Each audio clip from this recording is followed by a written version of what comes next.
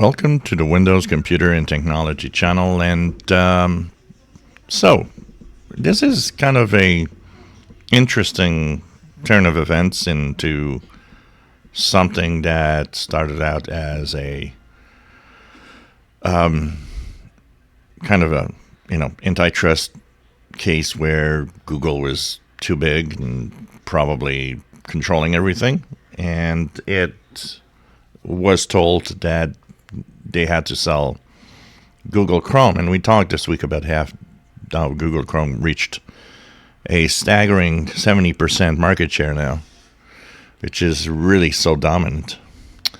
And so you're told, you got to sell that, and you got to stop paying companies for using Google search.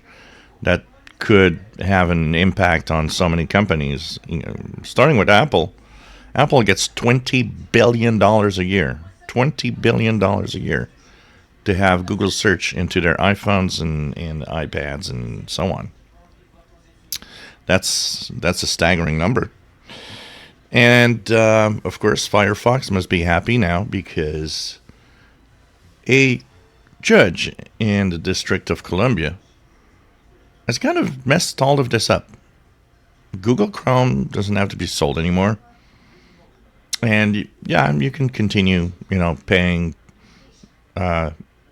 companies to use Google search.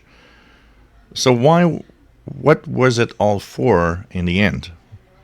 When you look at this, what was it all for in the end? A waste of court time, money, and this is, I think, the dumbest thing that could have happened, and it's happening.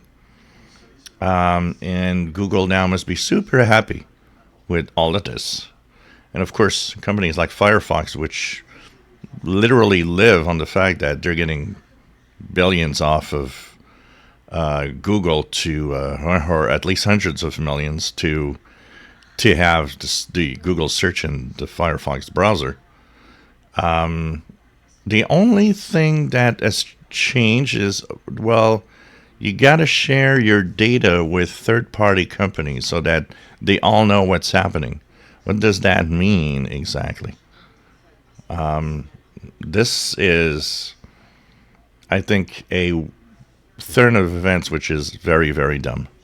And it just wasted everybody's time and serves no purpose.